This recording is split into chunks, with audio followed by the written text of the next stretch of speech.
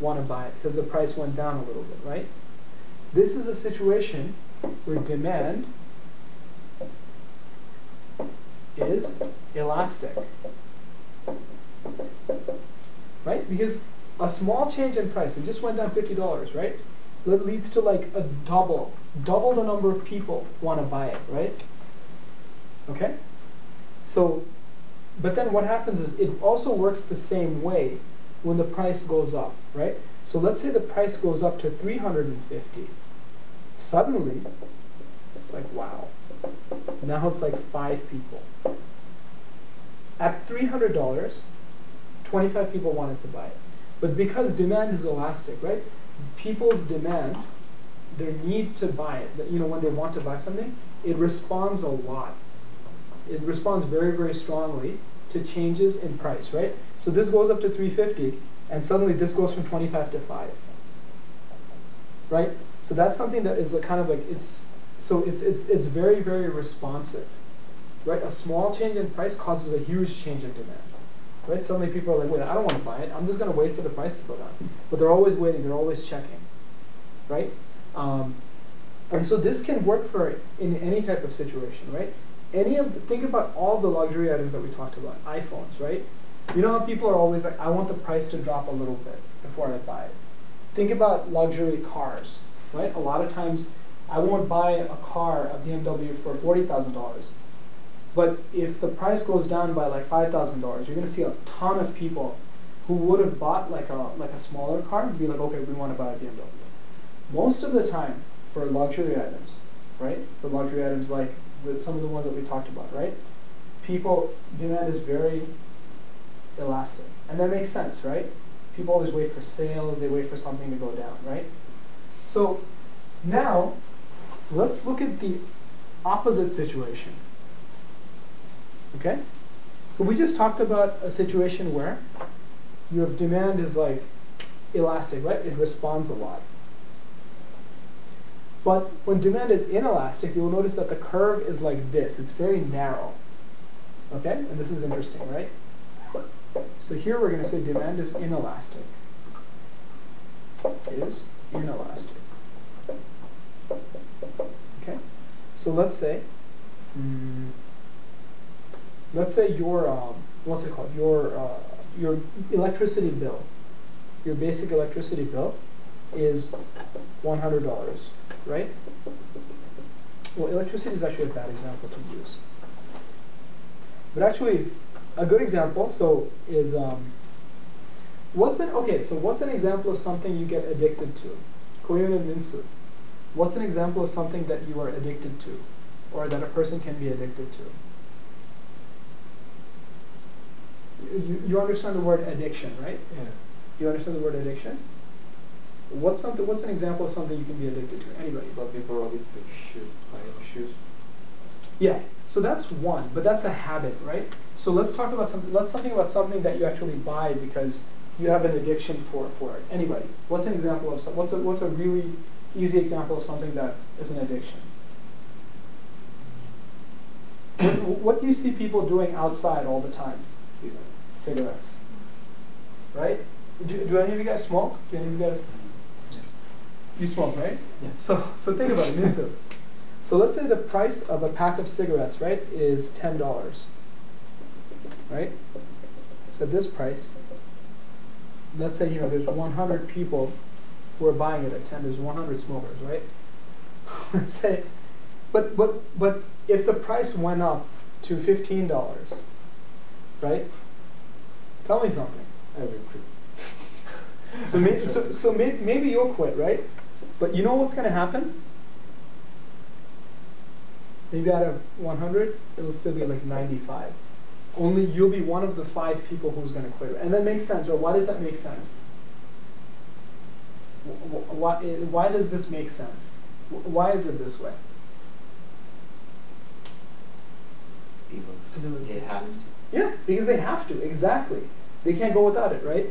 If you're addicted, you use, there's no other way, right? You're going to go crazy if you can't smoke, right?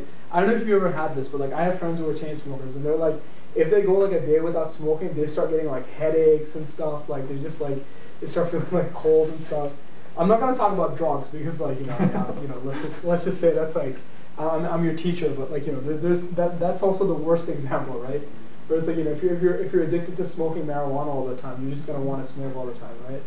So so this is an example. So you see, like this is a 50% increase in price, right?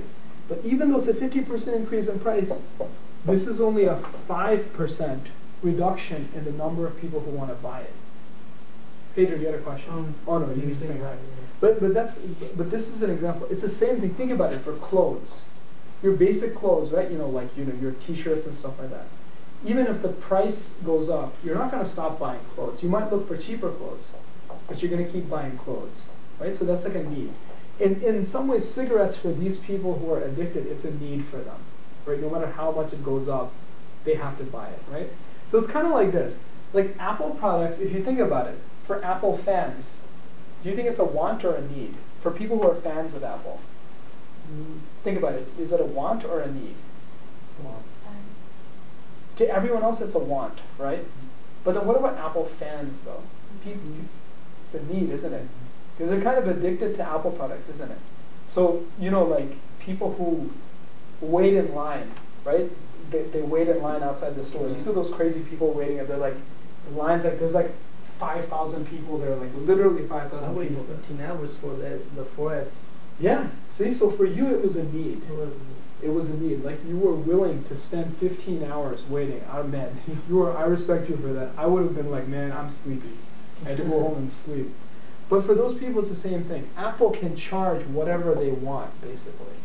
And there's a group of people who will say their demand for Apple products is so inelastic that no matter how high the price goes, right, they're going to buy, they have to buy. Like here's the thing, right? In Korea, right? If StarCraft was sold for $200 per game, do you think people would stop buying it? No, because it's like the national addiction basically, right? So it's kind of interesting basically, like and it's also kind of like like sports teams, right? The Tokyo Giants, right? People who are like season ticket holders, people who've been buying tickets to every single game. If the Giants raise their prices 30%, 40%, that's a huge increase, right? But will people stop buying it? Never, right? They'll save money in other ways, right? They'll stop buying food. They'll stop buying like nice clothes and stuff just so they can purchase the tickets, right? So these are examples of price inelasticity, right? This is when demand is inelastic towards this, right? Oops. For example, right now, like if the Giants won the Super Bowl, are the tickets going to be sold more for the next season? Yeah, of course. Because think about it. Because right? there's going to be more demand. There'll be more so demand. When there's more demand, the prices will go up. Exactly. Because people think that it's a pretty simple situation, right? The team that wins the championship, right? They're a very strong team, right? If you're a very strong team, what does that mean? Like, what does that mean? So if you're a strong team, that means you're going to win. You're going to win a lot of games, right? So when you win a lot of games, what happens to the fans? There's more fans. Well, if you are a fan, right? If your favorite team wins a game, what does that do for your happiness? Do you feel very happy? Right? So people love that feeling, right, of happiness. They want to be at the games when they're winning against these good teams, right? They really want to be there. Because people buy sports, people watch sports for excitement, for happiness, right? You're really happy when your team is winning. So the demand for those tickets goes up because your ability to get happiness from the game, right? Because the team that wins the Super Bowl or the championship is a really strong team. That means that maybe for the next few years, their players are young, they're really good, right? They're going to keep winning games. So you want to be there at those games and you want to feel really good. Everyone's high-fiving each other and everyone's really happy, right? So fans support teams because they get happiness.